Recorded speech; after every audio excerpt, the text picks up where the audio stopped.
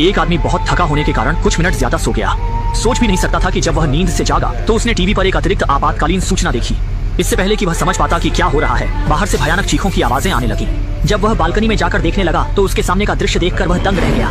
तभी निक ने देखा कि एक सैन्य हेलीकॉप्टर उसके सिर के ऊपर से तेजी से गुजरा और सीधा पास की इमारत से टकरा गया। ये देखकर निक के होश उड़ गए और वह डर के मारे कांपने लगा। उसी समय नीचे से फिर जोरदार चीखने की आवाज आई। निक ने सावधानी से सिर बाहर निकाला तो देखा कि सभी लोग घबराकर भाग रहे थे और उसकी गर्लफ्रेंड भी उसी भीड़ में थी। वह अपनी गर्लफ्रेंड से वजह पूछना ही चाहता था कि अगले ही पल उसकी गर्लफ्रेंड ने एक और शख्स के साथ मिलकर एक बूढ़े आदमी को गिरा लिया और दोनों उस पर टूट पड़े।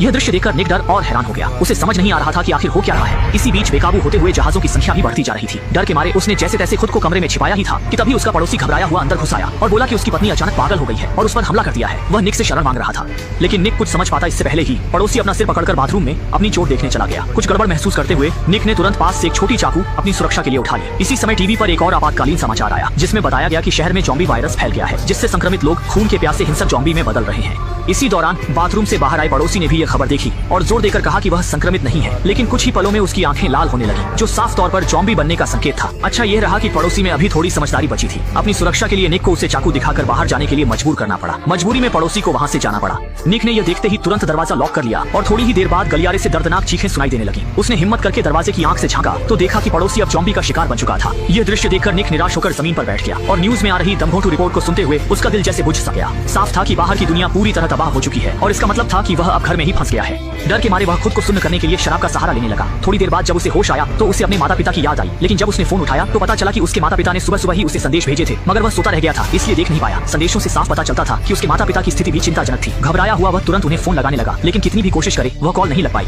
ये समझकर कि अब उसे सिर्फ खुद पर ही निर्भर रहना है और ताकि ज़ॉम्बियों का झुंड घर के अंदर न घुस सके, उसने सबसे पहले फ्रिज को दरवाजे के सामने लगाकर रास्ता रोक दिया। इसके बाद उसने अपना बिस्तर भी हॉल में खींच लिया जिससे वह गलियारे की स्थिति हर वक्त देख सके। फिर उसने खिड़कियों को अच्छी तरह बंद कर दिया ताकि ज़ॉम्बी उसे देख न सके, लेकिन इसके बावजूद दरवाजे पर समय समय पर कोई दस्तक देता रहता था। वह सांस रोककर बिल्कुल भी आवाज नहीं करता था क्योंकि उसे यकीन नहीं था कि बाहर इंसान है या ज़ॉम्बी। लेकिन उसी रात बाथरूम से अचानक कोई हलचल की आवाज आई। निक को तुरंत अनहोनी का एहसास हुआ और पास में रखा बेसबॉल बैट उठाकर धीरे धीरे नजदीक गया।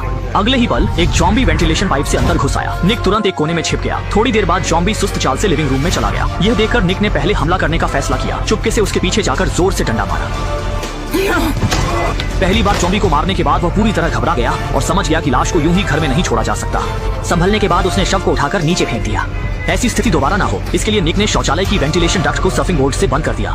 जल्द ही निक 3 दिन और 3 रातों से घर में फंसा रहा। इन दिनों वह हर कदम बहुत संभल कर रख रहा था। उसका दिमाग पूरी तरह सतर्क था और वह जरा भी डील देने की हिम्मत नहीं कर रहा था। लेकिन उसे केवल ज़ॉम्बी से ही नहीं बल्कि मानसिक पीड़ा से भी जूझना था।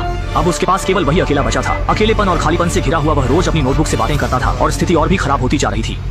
निक यह देखकर पूरी तरह से टूट गया। आखिरकार इसी दिन उसके मोबाइल में पहली बार सिग्नल आया और उसने एक